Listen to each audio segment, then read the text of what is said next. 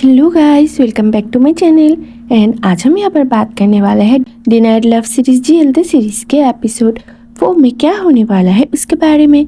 तो जैसे कि पिछले दिन रेन के पापा को ऑफिस में ये गॉसिप सुनाई दिया था कि रेन का हस्बैंड किरी है, इसीलिए वो घर जाकर रेन को अपने पास बुलाती है। और जब रेन उनके पास आती है तो रेन के पापा उससे कहते हैं कि ऑफिस में जो ये चल रहा है कि तुम और किरी हस्बैंड हो, इसके बारे में तुम मुझे क्या कहने वाली हो। तो रिन कहती है कि मैं इसके बारे में कुछ भी नहीं जानती हूँ, पता नहीं ये बात कैसे फैल गई। तो रिन के पापा कहते हैं कि चाहे जो भी हो तुम्हें इस मामले को क्लियर करना पड़ेगा, वरना अगर खेम ने इस बारे में सुन लिया तो तुम्हें अंदाजा भी है कि उसको कितनी बुरी लग सकती है ये बात। तो रेन कहती है मैं क्या करूँ डैड, मैंने किसी से कुछ भी नहीं कहा है, पता नहीं किसने कहाँ से क्या सुन लिया है और ये सब बोल दिया है।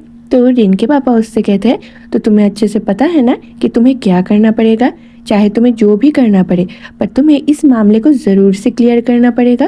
तो रेन कहती है ठीक है मैं देख लूँगी डैड, अब मैं जाती हूँ।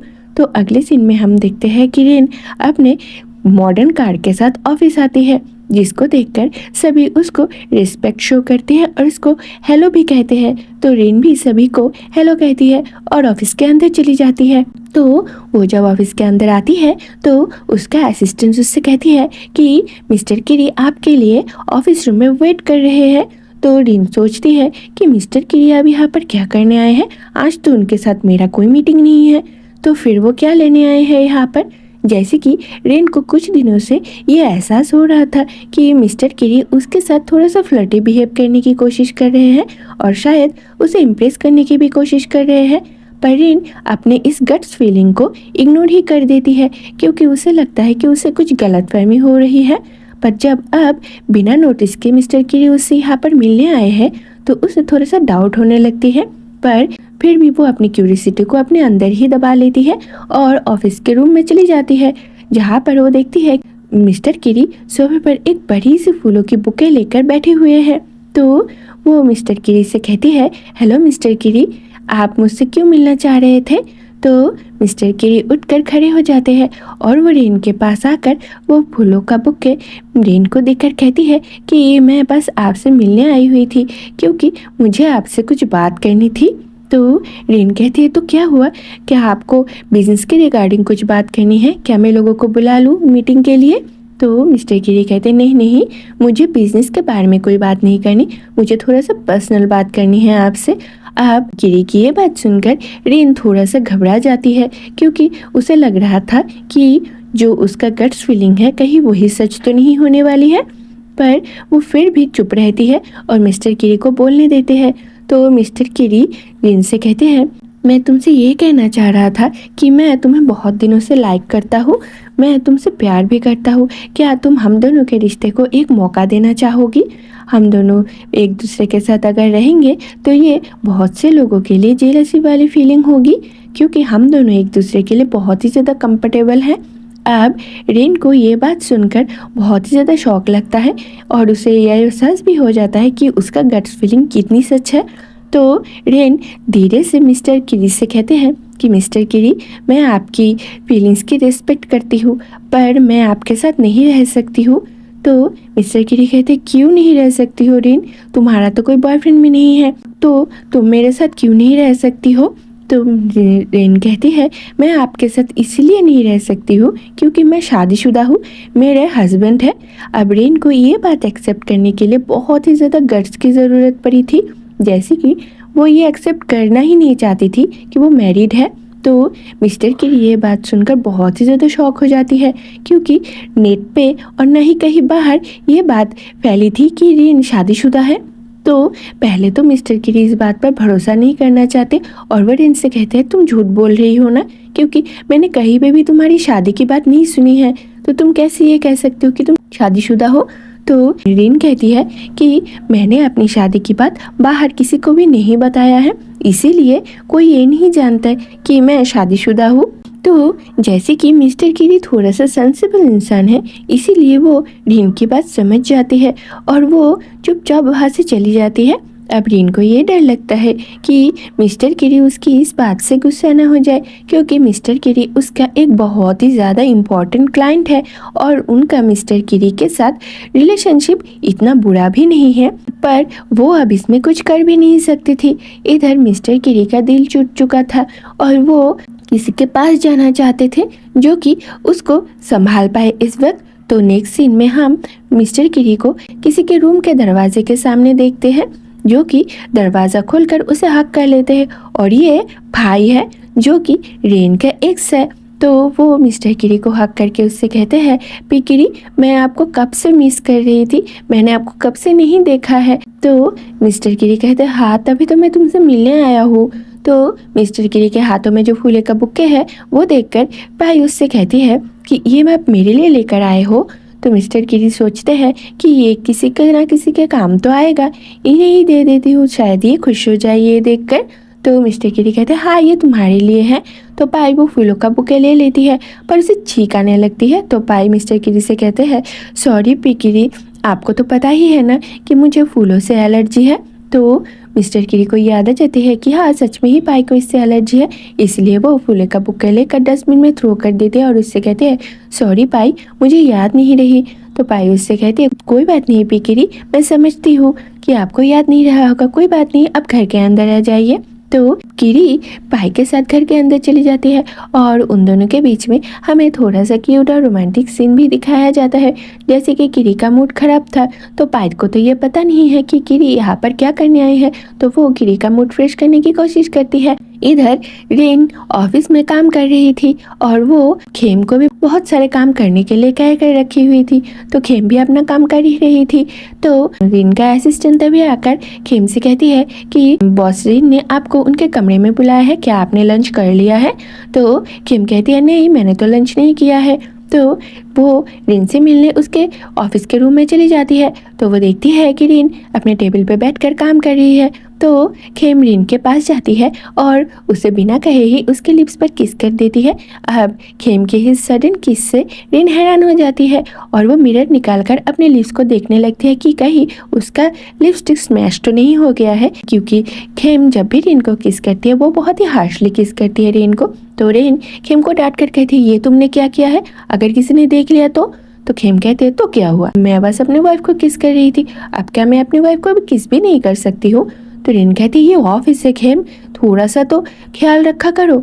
तो खेम इस बात को तो ऐसे ही इग्नोर कर देती है। तो वो रेन से पूछती है कि तुमने यहाँ पर मुझे क्यों बुलाई है। तो रेन कहती है, बैठो हम दोनों एक साथ लंच करते हैं। तो ये बात सुनकर खेम बहुत ही ज़्यादा हैप्पी होती है और वो रेन के साथ लंच करती है, जिसके बाद वो दोनों अपने अपने काम पर लग जाते हैं।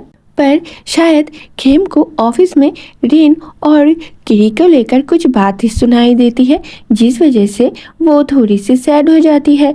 और जब रेन घर वापस आती है और वो जब अपने बेडरूम में जाती है तो वो देखती है कि खेम सोफे पर सोई हुई है। तो उसे ये लगता है कि पता नहीं खेम सोफे पर क्यों सोई हुई है, मैंने तो उससे कुछ कही भी नहीं है।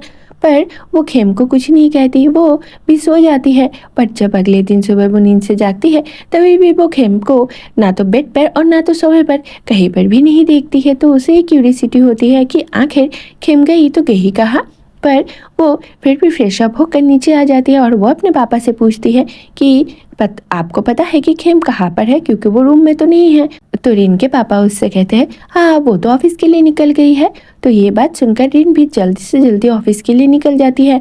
पर वो रास्ते में देखती है कि खेम कहीं पर जा रही है, इसीलिए वो उसके पीछा करती है। तो वो देखती है कि खेम भी रिन से मिलने आई हुई थी, जहाँ पर पीरिन उससे कहती है कि अगर तुम्हें कोई भी बात परेशान कर रही होगी तो तुम मुझे आकर बता सकती हो और तुम कभी भी कहीं पे भी मुझसे मिलने आ सकती हो। तो पीरिन की ये बात सुनकर खेम बहुत ज़्यादा हैप्पी होती है और उसे हक कर लेती है। अब रिन ये सब नीचे से देख लेती है और उसको बहुत ही ज़्यादा जेलसी फील होती है ये देखकर कि खेम उसके अलावा किसी और को हक कर रही है। पर वो यहाँ पर खेम को कुछ भी नहीं कहती और वो वहाँ से ऑफिस के लिए निकल जाती है। पर वो सारा दिन अपना ध्यान कामों में लगा ही नहीं पाती, वो बहुत ही ज़्यादा डिस्टर्ब हो जाती है। इसीलिए वो शाम को अपने दोस्तों से मिलने क्लब चली जाती है, जहाँ पर अपने दोस्तों के साथ थोड़ा सा एंजॉय करने के बाद रिन का मूड थोड़ा सा फ्रेश हो जाती है और वो घर वापस आ जाती है। और घर वापस आकर वो घर के केयर टेकर से पूछती है क्या खेम घर वापस आ चुकी है। तो केयर टेकर कहती है हाँ, वो तो कब की घर वापस आ चुकी है और वो अब अपने कमरे में है। तो रिन सोचती है कम ऑन, मैंने ये मौका मिस कर दिया, अगर वो आज लेट आती तो मैं उसे डांट सकती थी। ये सोचते हुए रिन कमरे में चली जाती है और कमरे में जाकर वो देखती है कि खेम बेड पर बैठकर एक पुशी से खेल रही थी। तो जब खेम रिन को कमरे में आते हुए देखती है तो वो झट से बेड से नीचे उतारकर खेम के पास जाती है और उससे कहती है, रिन के पास जाती है और उससे कहती है पीरिन आप घर वापस आ गई, क्या आप भूखे हैं, क्या मैं आपके लिए कुछ खाने के लिए बना दूँ। तो रिन कहते नहीं, कोई ज़रूरत नहीं है, मैंने ऑलरेडी डिनर करके रखा हुआ है। तो रिन को ऐसा कहते हुए देखकर खेम उसे हक कर लेती है और उसके होठों पर किस कर लेती है। अब ये एक्शन इतना सडन हुआ था कि रिन इसको प्रोटेस्ट कर ही नहीं पाई। तो वो खेम से कहती है कि तुम ये क्या कर रही हो, तुम मेरे साथ ऐसा नहीं कर सकती हो। तो रिन की बात सुनकर खेम कहती है क्यों, मैं ऐसा क्यों नहीं कर सकती हूँ, क्या मैं अपनी वाइफ को एक किस भी नहीं कर सकती हूँ, तुम मुझे हमेशा तुमको किस करने के लिए क्यों रोकती हो। तो खेम की ये बात सुनकर रिन कहती है मैं तुम्हें क्यों किस करने दूँ, क्या मुझे पता नहीं है कि तुम मेरे पीठ पीछे क्या करती हो, किसके पास जाती हो, किसको हक करती हो, क्या मैं ये जानती नहीं हूँ। तो रिन की ये बात सुनकर खेम सोचते हैं कि आज उसने क्या किया है कि रिन इतना ज़्यादा गुस्सा है। तो वो सोचते सोचते उसे यही याद आती है कि वो बस पीरिन को ही हक की थी आज। तो वो रिन के और करीब जाकर उससे पूछती है मैंने तो बस पीरिन को हक किया था, तो क्या तुम मेरा पीछा कर रही थी और देख रही थी कि मैं किससे मिलने जा रही हूँ। तो रिन ये बात सुनकर बहुत ही ज़्यादा एम्बेरस्ड हो जाती है और अब वो अपनी एम्बेरसमेंट को छुपाने के लिए खेम से कहती है क्या मैं किसी को फॉलो नहीं कर रही थी, क्या ये बकवास कर रही हो, मैंने बस जाते हुए तुम्हें देखा है और कुछ नहीं, मैं बस कुछ नहीं। तो खेम रिन को ऐसा हकलाते हुए देखकर खेम उसे हक कर लेती है और उससे कहती है कि पीके के साथ मेरा कोई भी रिश्ता नहीं है, मैं बस उन्हें अपनी बड़ी बहन की तरह मानती हूँ, तुम ये बात क्यों नहीं समझती हो। तो रिन खेम को अपने आप से दूर पुश कर देती है और उससे कहती है मुझे क्या, तुम किसी को बहन मानो किसी को क्या मानो, मुझे कोई फ़र्क नहीं पड़ता इससे। ये कहकर वो वॉशरूम में चली जाती है फ्रेश होने के लिए और वो वॉशरूम में जाकर थोड़ा सा मुस्कुराती है ये सोचकर कि खेम उसको कितना पैम्पर करने की कोशिश करती है और उसे पटाने की भी कोशिश करती है। तो वो जब फ्रेश होकर रूम से बाहर निकलती है और तभी वो खेम को बेड पर एक अजीब तरीके से बैठे हुए देखती है, जिसको देखकर वो थोड़ा बहुत घबरा जाती है क्योंकि उसे समझ में आ रही थी कि शायद खेम उसके साथ कुछ करने वाली है, क्योंकि उसका पोजीशन उसे कुछ ठीक नहीं लग रही थी। पर वो इग्नोर कर देती है इस सिचुएशन को और वो अपने बेड के साइड चली जाती है सोने के लिए। पर खेम उसे इतनी जल्दी सोने कहाँ देने वाली थी। वो रिन से कहती है कि जैसे कि तुम जेलस हो और तुमने मुझसे आर्गुमेंट भी किया है तो अब तुम्हें पनिशमेंट की ज़रूरत है। तो रिन कहती है क्या पनिशमेंट, मैंने कुछ नहीं किया है, तुम बस ऐसे ही ख्याली पुलाव मत पकाओ अपने दिमाग में, मैं सोने जा रही हूँ, मुझे डिस्टर्ब मत करो। तो रिन की ये बात सुनकर खेम रिन को अपनी तरफ टर्न करती है और वो उससे कहती है पनिशमेंट तो तुम्हें आज ज़रूर से मिलने वाली है, तो तुम इससे बचने की कोशिश तो बिल्कुल भी नहीं कर सकती हो।